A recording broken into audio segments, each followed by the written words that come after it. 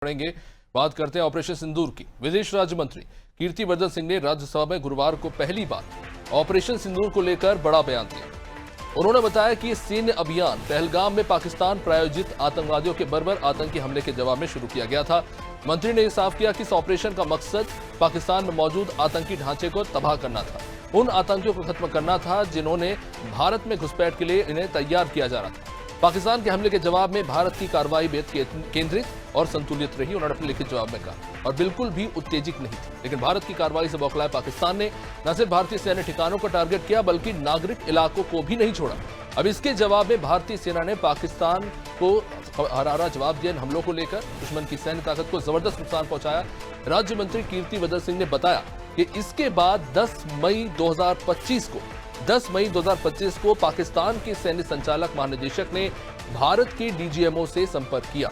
गोलीबारी रोकने और सैन्य गतिविधियों को विराम देने का अनुरोध किया गया। भारत ने उसी दिन इसे स्वीकार किया।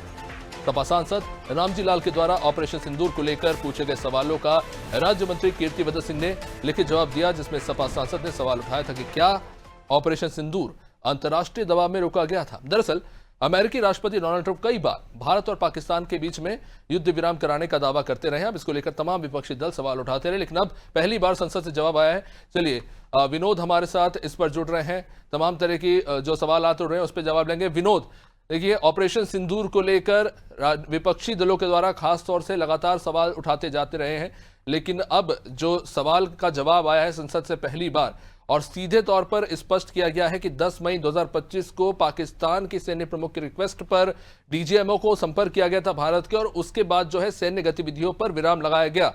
तो यानी कि डोनाल्ड ट्रंप के जो 26-27 बार कितनी बार वो दावा कर चुके हैं, कहीं ना कहीं सदन के अंदर आज खारिज हो गए आधिकारिक रूप से। अभी से जिस तरह से देखा जाए ऑपरेशन सिंदूर जो 22 मिनट का फिल्म था, उसके बाद 2 महीने के बाद आज राज्यसभा में सरकार ने इसका जवाब दिया। विपक्ष बार बार तो सवाल उठाता था और जिसका सवाल दिया गया और उसका जवाब भी दिया। कहीं ये बात सही है, पाकिस्तान की तरफ से बार बार आग्रह करने के बाद में उसे स्वीकार किया गया, और जिस तरह से हमारे जो सेना ने जो कार्रवाई की, उन्होंने तो सिर्फ जो पाकिस्तानी लॉन्च पैड थे, जो 9 टारगेट फिक्स किए गए थे, उस पर ही हमला किया था।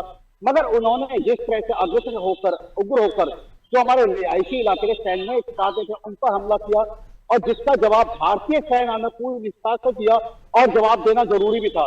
मगर जिस तरह से उन्हें जवाब मिल रहा था तो कहीं ना कहीं वो घबरा गए और उन्होंने जाकर भारत में जो हमारे डीजीएमओ थे उनसे संपर्क किया, और संपर्क करने के बाद आग्रह करने के बाद वो स्वीकार करा गया था। तो कहीं ना कहीं देखिए, एक लड़ाई में नुकसान तो होता है, मगर जो भारतीय सेना है उन्होंने अपना पराक्रम दिखाया, और वहीं हमारे खबर। बहुत बहुत शुक्रिया विनोद। तो जाहिर तौर पर देखिए ऑपरेशन सिंदूर को लेकर विपक्ष लगातार इस पर बहस करना चाहता है सदन के अंदर, और आने वाले समय में हमें देखने को भी मिलेगा। लेकिन इस सब के बीच में जो लिखित जवाब आया है विदेश राज्य मंत्री की तरफ से, वो कहीं ना कहीं तो तमाम अटकलें लगाई जा रही थी, उस पर एक आधिकारिक बयान देकर कहीं ना कहीं स्पष्टता जाहिर की।